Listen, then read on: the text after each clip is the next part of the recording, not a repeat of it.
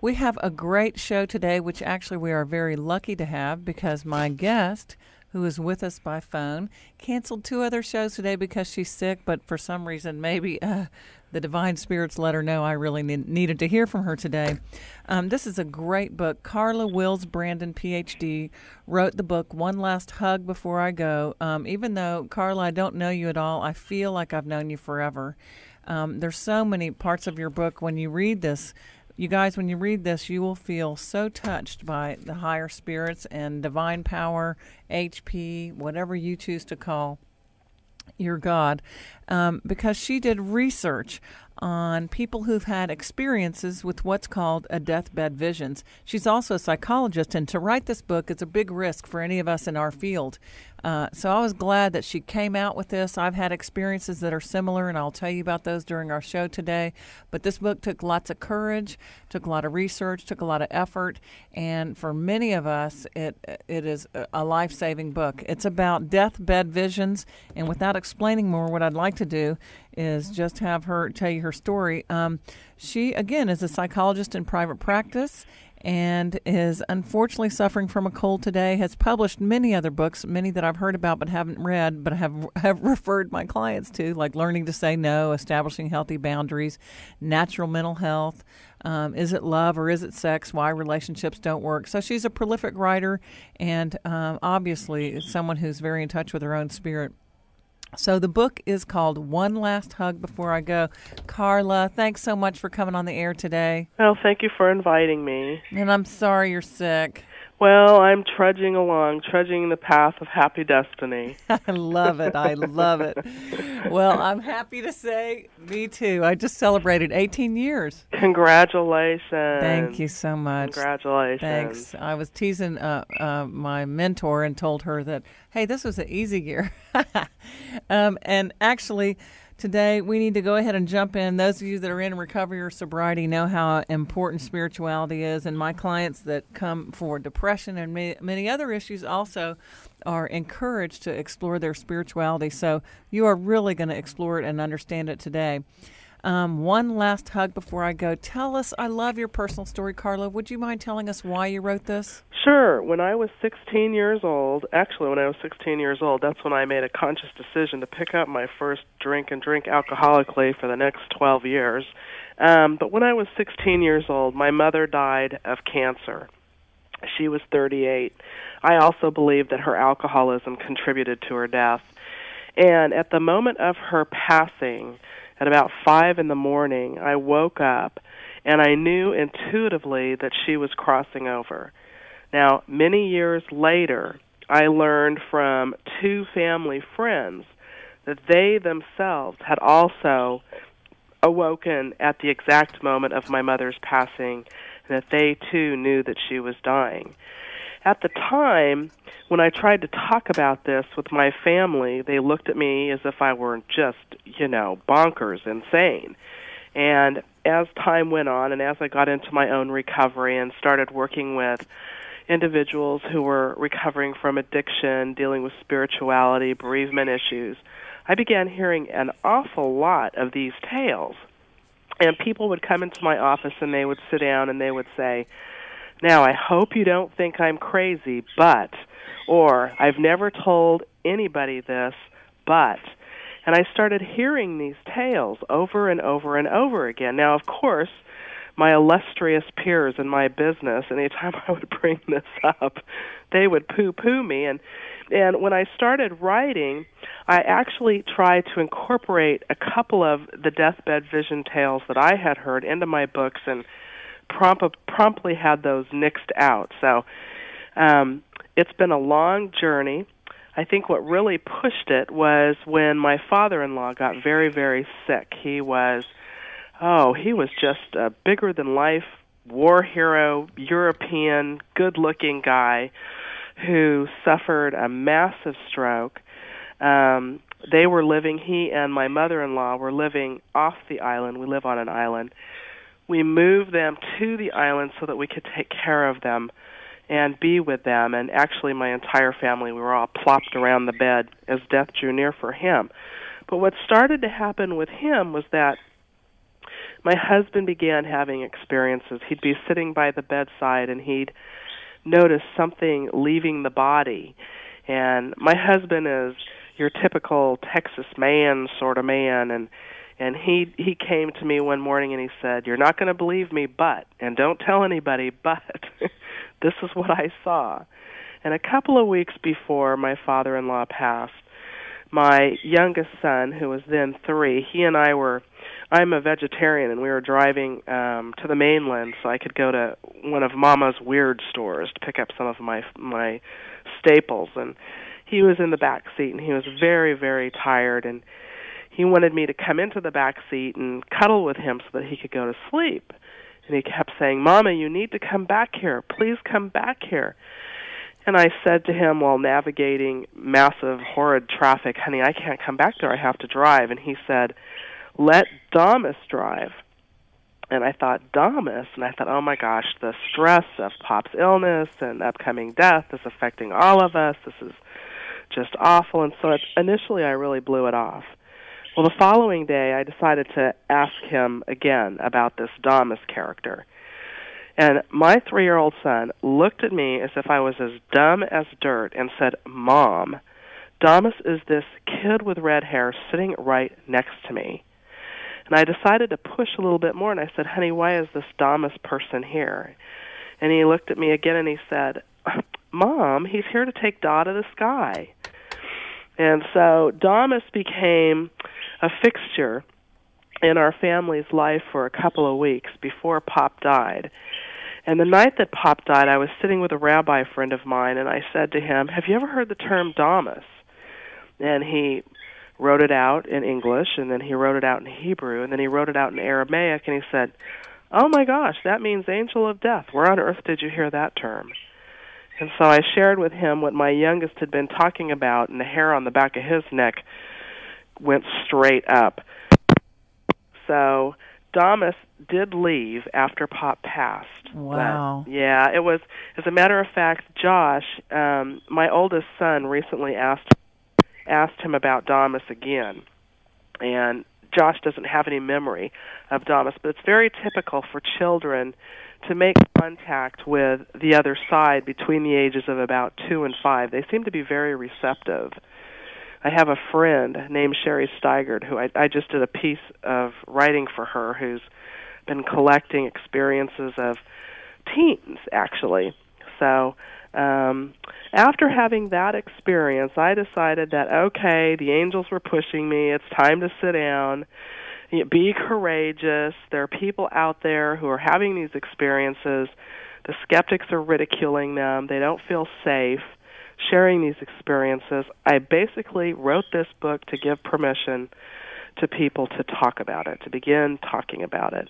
And they're talking. Well, I'm so grateful. I've been hearing of these sorts of experiences since, since 17 years ago, and I just thought they were normal. Luckily, thank goodness, the people that sort of brought me up were very much into spirituality and very much into sort of mystical experiences. So to me, it was just normal. And it was probably 5 to 7 years after my training as an alcoholism counselor that I was introduced into the psychiatric field.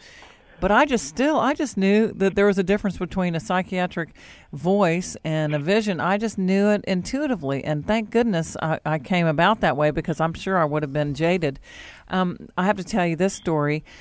There was a client of mine down in Stockbridge, Georgia, which is rural, and many of the clients that I see down there look about 10 years older than they are, because they've been very hard laborers all their life, and many of them are uneducated, and there are plenty of people that aren't like this, but some of the clients that we were getting for a while from this one contract.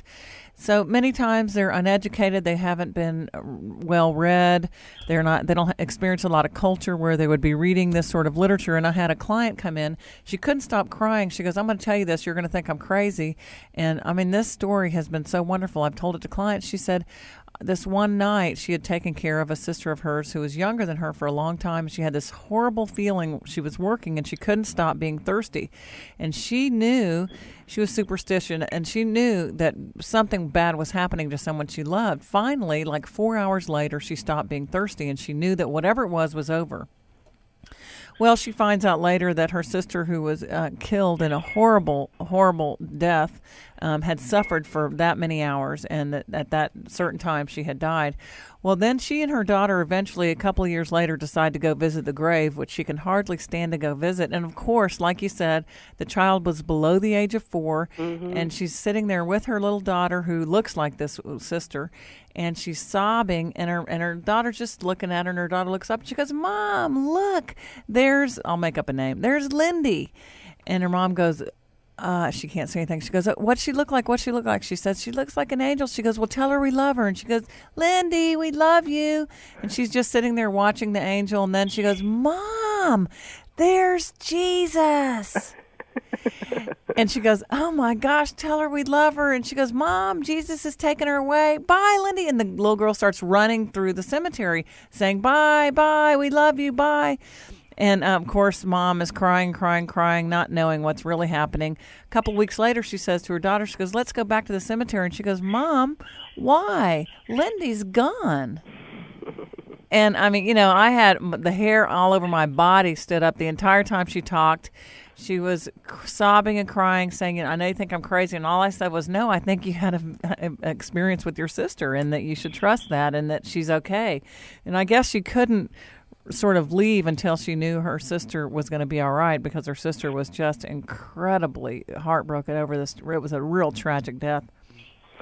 Well, see, isn't that sad? I mean, first of all, I think it's wonderful that they had the experience, but what strikes me, I had an article come out in the Houston Chronicle yesterday on Deathbed Visions, and I received an email from a man who was he's about 55 years old. About 25 years ago, he lost his mother.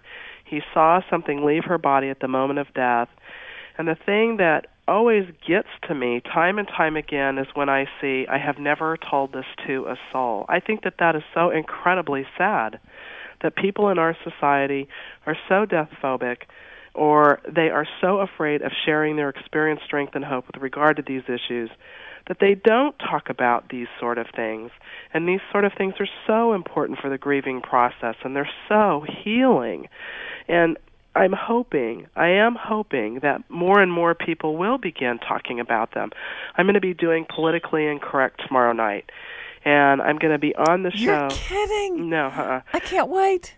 Oh, I can.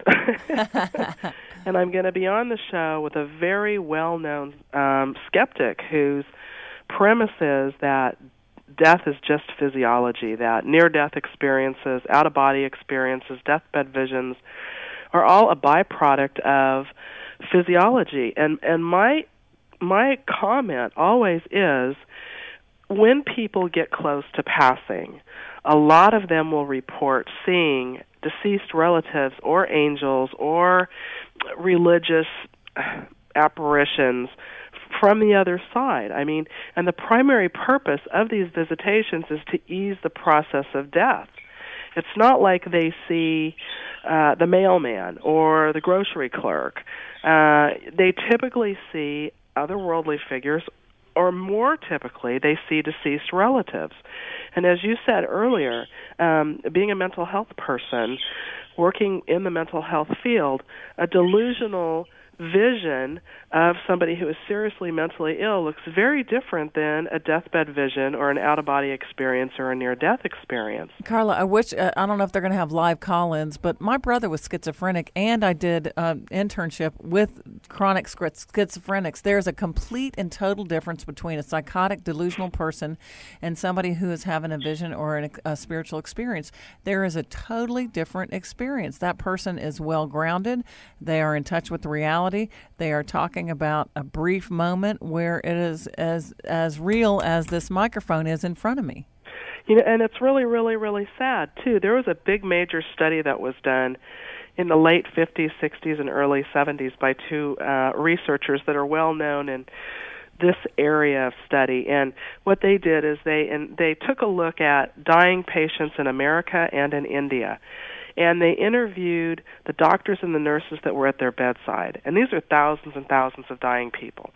And what they discovered was that medication, the old dying brain theory, all of these medical cliches were not responsible for the authentic deathbed vision. That the typical deathbed vision specifically was very consistent from patient to patient, and the direct purpose of the experience was to ease the dying process. Now, the other thing that always baffles me with regard to the skeptics is, how can the skeptics explain persons such as myself or people that you've worked with or I've worked with who have been sitting at a deathbed, or like the little girl who was at the cemetery and saw her aunt? How can that be explained?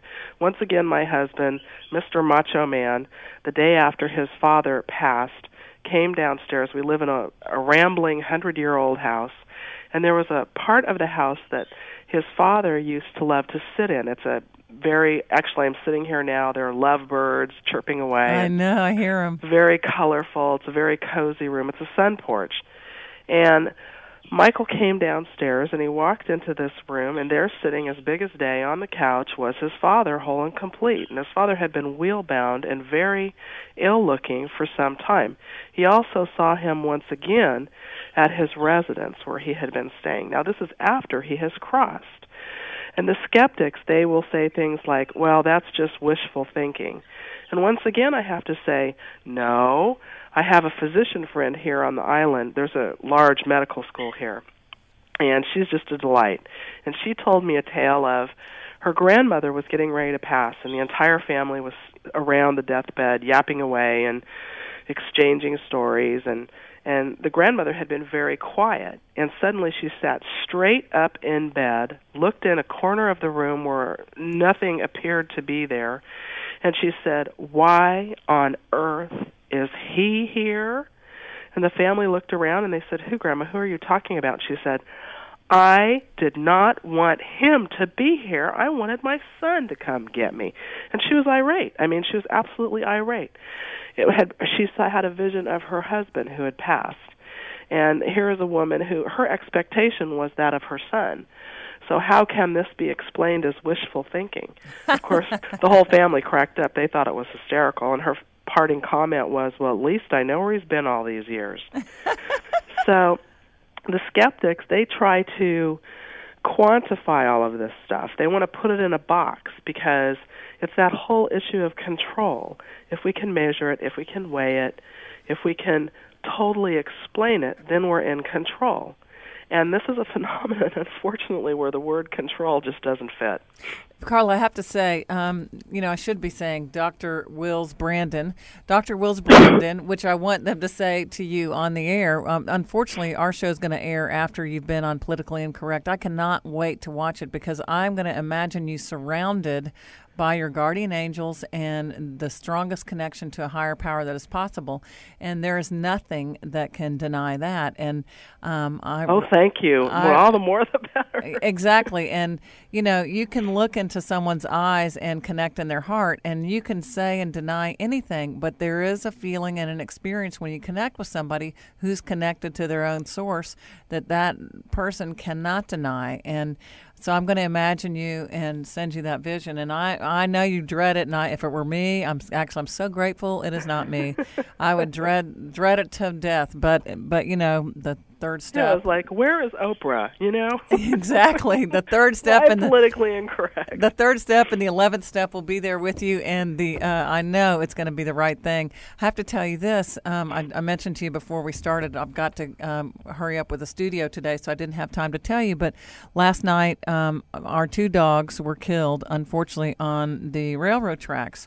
And they were chasing a dog in heat. And anyway, it's a horrible story. But I went and had to look at the bodies because I didn't believe they were gone. But unfortunately, that happened. But at 1:12 a.m., and two of our kids, my husband runs a residential school for kids with learning disabilities, and two of the kids had decided that they were going to go look for the dogs. Unfortunately, my husband's dog has been doing this since he was a puppy. He's always come back. It's been 9 years. The dog, it's not the way I raise my dog. She doesn't get out of my sight. But that's my husband, Mr. That's Macho. His choice. That's right. That's how men are, and that's how he is. So, also from Texas.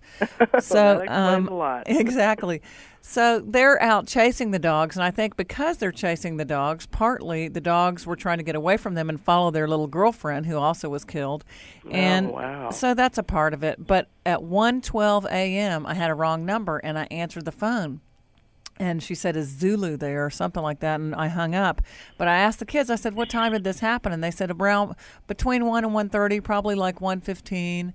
And I just know that was somehow the time that they left. And I know people might think I'm crazy. I don't care. I just know that it was a message for my husband and I. One of the dogs was a dog that was a total stray who'd been abused.